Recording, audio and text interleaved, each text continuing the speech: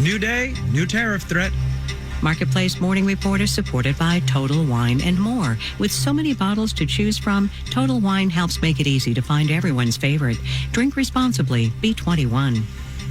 From Marketplace, I'm Sabri Ben-Achour, in for David Brancaccio. President-elect Donald Trump says on his first day in office, he'll put tariffs on goods coming from China, Mexico, and Canada. Those three countries are the largest U.S. trade partners, by the way. Canada buys the most U.S. exports, followed by Mexico, followed by China. Marketplace's Nancy Marshall-Genzer has more.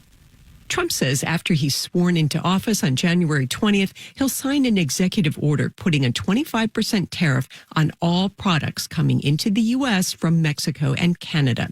In a post on Truth Social, Trump says the tariffs will remain in place until Canada and Mexico stop the flow of drugs, such as fentanyl, across the border and end what he calls the invasion of, quote, illegal aliens, referring to undocumented immigrants. The tariffs Trump's threatening would appear to violate the terms of the United States-Mexico-Canada agreement, negotiated and signed by Trump during his first term.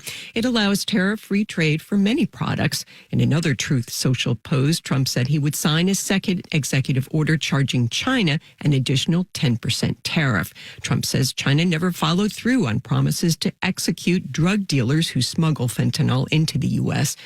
In posts on Blue Sky, Ernie Tedeschi, director of economics at the Yale Budget Lab, says Trump's threats would raise the average effective tariff rate in the U.S. to the highest point since 1946.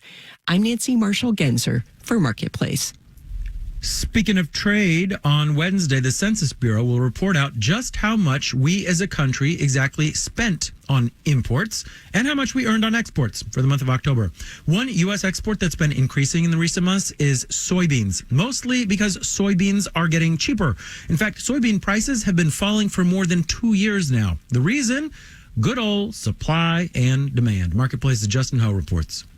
Soybean supplies are up because soybean production is up. And soybean production is up because of China.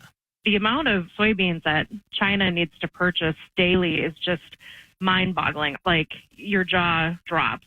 That's Naomi Bloom with Total Farm Marketing.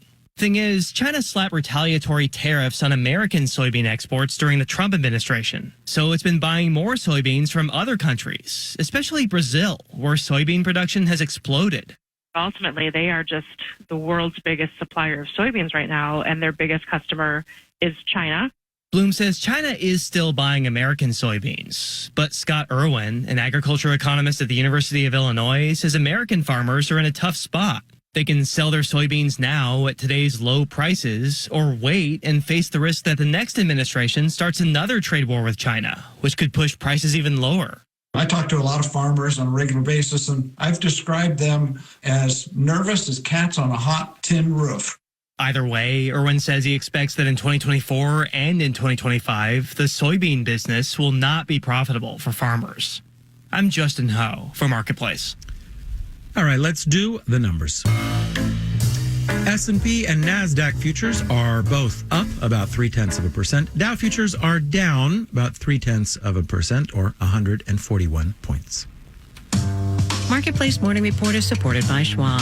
With Schwab investing themes, people can invest in ideas they believe in, like artificial intelligence, renewable energy, pet passion, and more. Over 40 themes to choose from. More at schwab.com.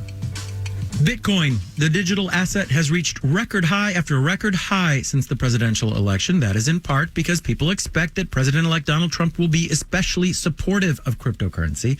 In recent days, the price of Bitcoin almost reached $100,000. This morning, it's trading below $94,000. Stacey Marie Ishmael is an executive editor at Bloomberg News who focuses on cryptocurrencies and other digital payments. She spoke with my Marketplace colleague David Brancaccio about how digital currencies are weaving their way into politics.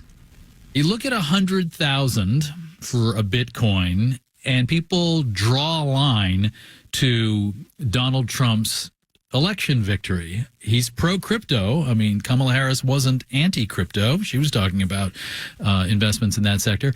But what is the connection? Like, why would you buy a Bitcoin now that you know that Donald Trump's the next president? Bitcoin, crypto, digital assets more broadly have been perceived for a really long time as what we in finance like to call risk assets.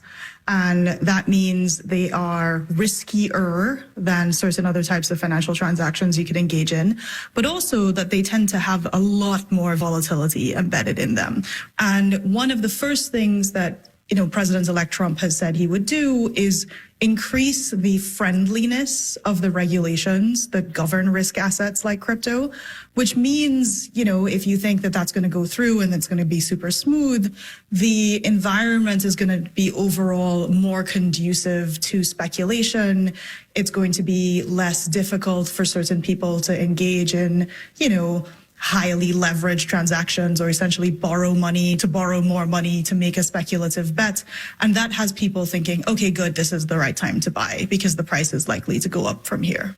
There was also talk during the campaign from the Trump side about some kind of strategic petroleum reserve, but for crypto. What did you make of that? Yes, that was one of the more interesting campaign promises. And it's this idea, to use your analogy, that in the same way that the US government has important supplies of oil, wheat, vaccines in some cases, they may do the same thing for Bitcoin. There are a couple of different proposals floating around that they would buy a meaningful amount of Bitcoin every single year and have that, in kind of a break glass in case of crypto emergency situation. In the earlier years, I sometimes referred to crypto as money laundering on a stick, but it's really not anymore because authorities have figured out how to track this, and underlying these cryptocurrencies is a ledger that's very hard to falsify. I will note that it's not that money laundering has entirely gone away. People who want to hide money from authorities or get very creative and have all sorts of ways of doing that.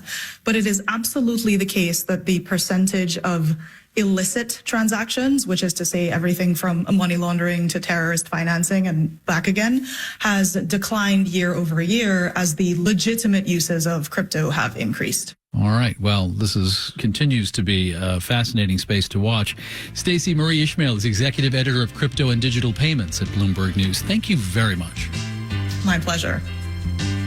In New York, I'm Sabri Ben-Achour with the Marketplace Morning Report.